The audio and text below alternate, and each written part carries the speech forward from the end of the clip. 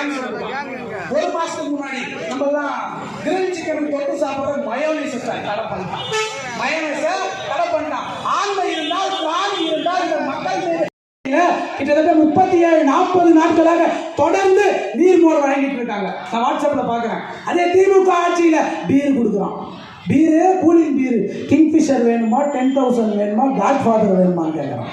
திமுக மீட்டிங்கு கள்ளக்குறிச்சியில் ரிஷிவந்தியம் மீட்டிங்கு பிரியாணி போட்டான், இலை போட்டு பிரியாணி போட்டான். பக்கத்தில் வாட்டர் பாட்டில் வைப்போம். அண்ணா திமுக மீட்டிங்னா பிரியாணி வச்சுக்கினே போய் சிக்கன் 65 எல்லாம் பிரெட் அல்வாலாம் வச்சுக்கினே வாட்டர் பாட்டில் வைப்பான். இவன் பாக்ஸ் எடுத்துக்கலாம், 3 கேஸ் எடுத்துக்கலாம். கிங்ஃபிஷர் வேணுமா, காட்ஃபாதர் வேணுமா, 10,000 வேணுமான்னு கேட்டுனே போகிறான். அந்த அளவுக்கு இந்த ஆட்சியில யோசித்து பாருங்க. மக்களை சாராயத்திற்கும் மதுவுக்கும் அடிமையாக்கி வைத்திருக்கின்ற ஆட்சியாக திமுக ஆட்சி இருக்கிறது. நீங்கள் எல்லாம் செய்ய வேண்டியது, வரப்போற தேர்தலிலே எங்கள் ஐயா எடப்பாடியார் யாரை கை காட்டுகிறாரோ அந்த நபரை பலாயிரம் கணக்கான வாக்குகளை வெற்றி பெற வைத்து செயின்ட் ஜார்ஜ் கோட்டைக்கு அனுப்ப வேண்டும்.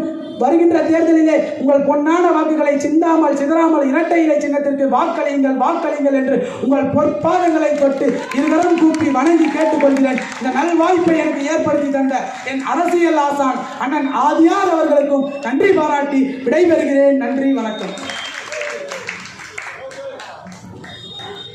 அடுத்தபடியாக கழக மகளிர் அணி துணைச் செயலாளரும் முன்னாள் நாடாளுமன்ற உறுப்பினரும் சென்னை மாநகரம், திருவள்ளூர் மாவட்டம், காஞ்சிபுரம் மாவட்டம், செங்கல்பட்டு மாவட்டம் உள்ளிட்ட சட்டமன்ற தொகுதிகளிலே நமது கழக வேட்பாளர்கள் எல்லாம் போட்டியிட்டு நான் உட்பட ஜெயக்குமார் உட்பட நிறைய பேர் தோல்வியை தழுவிய நிலையில் 37 சட்டமன்ற தொகுதியிலே ஒரே சட்டமன்ற உறுப்பினராக தேர்ந்தெடுக்கப்பட்ட அன்பிற்குரிய சகோதரி முன்னாள் நாடாளுமன்ற உறுப்பினர், மதுராந்தகம் தொகுதி சட்டமன்ற உறுப்பினர் திருமதி கே. மரகதம் குமரவேல் அவர்கள் இப்போது உங்களிடையே உரையாற்றுவார்.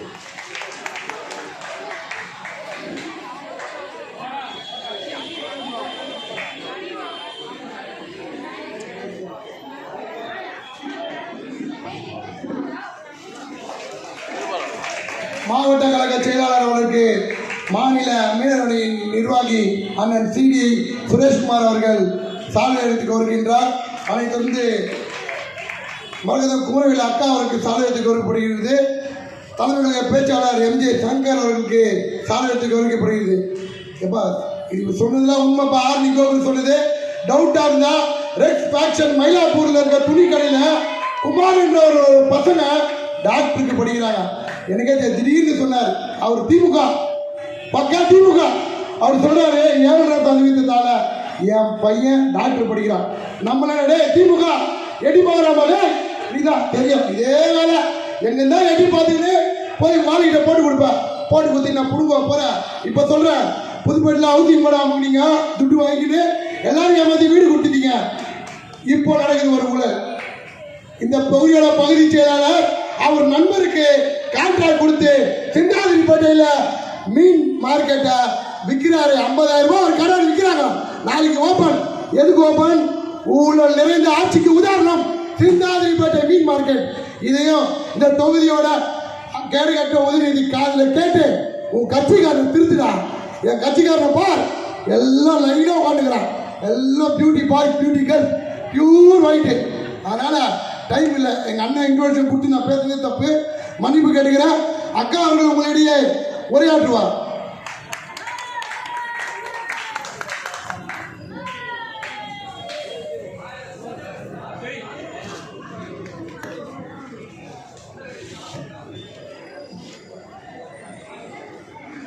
வாழ்ந்தவர் கோடி மறைந்தவர் கோடி, மக்களின் மனங்களில் வென்று காவிய தலைவனாகவும் கொடுத்து கொடுத்து சிவந்த கரங்களுக்கு சொந்தக்காரர் புரட்சி தலைவர் அவர்களை வணங்கி அமைதி வளம் வளர்ச்சி என்ற தாரக மந்திரத்தோடு தமிழக மக்களின் நெஞ்சங்களில் வாழ்ந்து கொண்டிருக்கும் புரட்சி தலைவி அம்மா அவர்களையும் வணங்கி இரு பெரும் தெய்வங்களுக்கு பிறகு இந்த கழகத்தையும் 4 ஆண்டு காலம் ஒரு சிறந்த நல்லாட்சியை கொடுத்து ஒரு எளிய மகனும் ஒரு கிளைக்கழக செயலராக இருந்து ஒரு விவசாய மகனாகவும் கிளைக்கழக செயலர் பொறுப்பிலிருந்து படிப்படியாக உயர்த்தி கொண்டு அண்ணா திராவிட முன்னேற்ற கழகத்தில் முதல்வராக ஆக முடியும் என்ற எடுத்துக்காட்டாக நம்முடைய புரட்சி தமிழர் அண்ணன் எடப்பாடியார் அவர்கள் 4 காலம் சிறந்த நல்லாட்சியை கொடுத்து மீண்டும்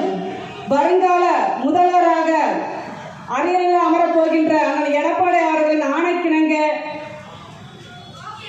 தென் சென்னை வடக்கு மற்றும் கிழக்கு மாவட்டத்தில் நடைபெறுகின்ற மே தினம் கூட்டத்திற்கு தலைமையேற்றி நடத்தி கொண்டிருக்கும் மரியாதைக்குரிய எல்ஐசி ஜெயச்சந்திரன் அவர்களே, இந்த நிகழ்ச்சியில் சிறப்பு அழைப்பாளராகவும் இந்த மாவட்டத்துக்கு சொந்தக்காரர்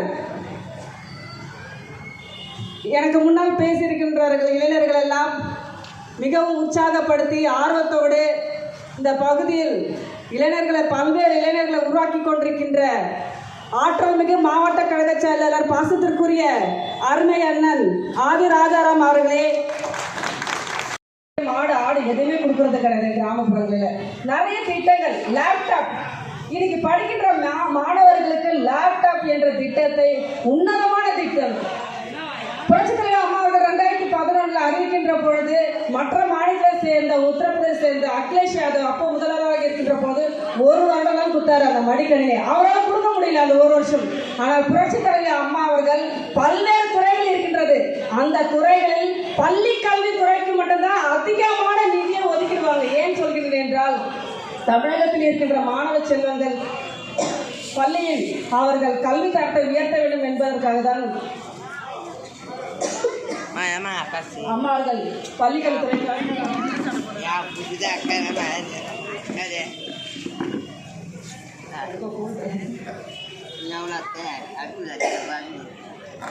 பள்ளிக்கல்வித்துறைக்கு தான் அம்மா அவர்கள் நிறைய நிதியை ஒதுக்கினாங்க புரட்சி தலைவர் அம்மா அவர்கள். இன்னைக்கு உயர்கல்வித்துறையில நம்ம புரட்சி தலைவர் அம்மா அவர்கள் இருக்கின்ற பொழுது சரி, அண்ணன் எடப்பாடியார் இருக்கின்ற பொழுதும் சரி 47% உயர்ந்தது. இன்னைக்கு திராவிட முன்னேற்ற கழகத்தை அப்பத்தை எடுத்துக் கொண்டிருக்கிறார்கள்.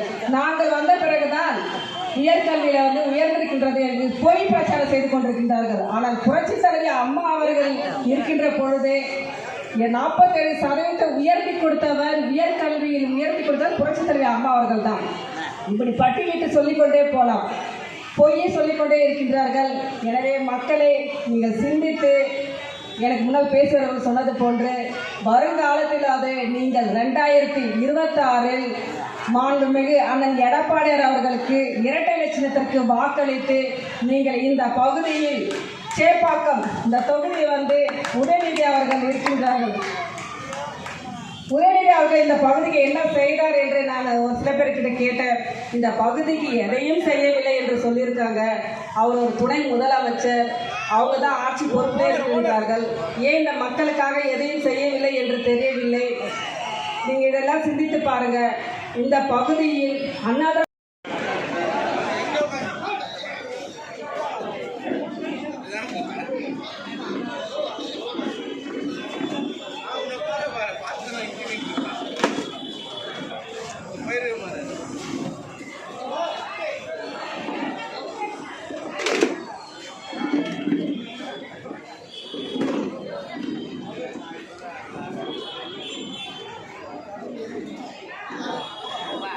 Dale.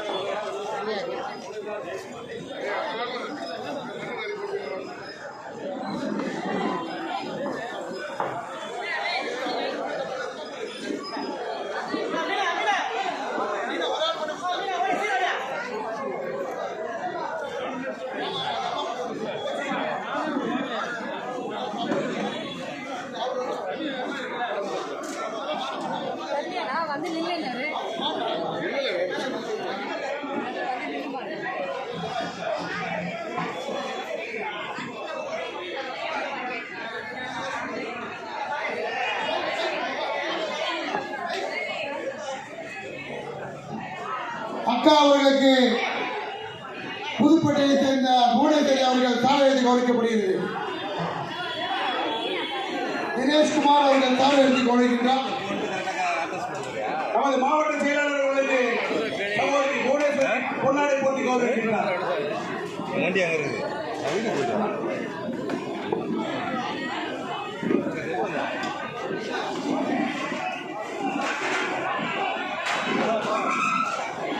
நமது கழக தோழர் பாபு அவர்களுக்கு ஆண்டு வழங்கப்படுகிறது. நமது பகுதி மாவட்ட செயலாளர் மணி அவர்கள் பொன்னாடை போட்டி போகின்றார். பூமாளர் அவர்கள் மாவட்ட செயலாளருக்கு பொன்னாடை போட்டி போகின்றார். பகுதி பாசறை பகுதி பேரவை துணை செயலாளர் சகோதரர் மோகன் அவர்கள் பொன்னாடை போட்டி போகின்றார். இந்தாதிரிப்பட்டை ஜி கே அன்பு அவர்களுக்கு பொன்னாடை போட்டி போகின்றார். போடுவோம்.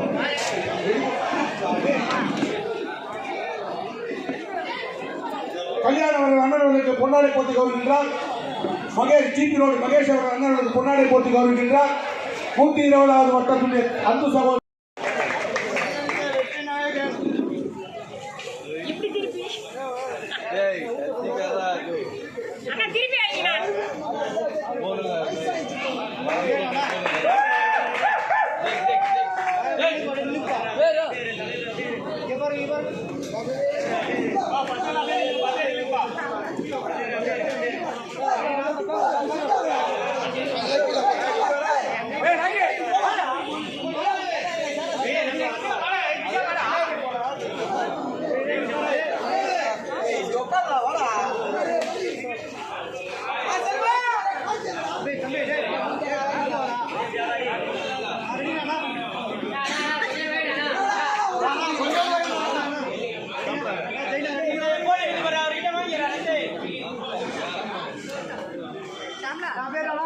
வரேன் வரேன்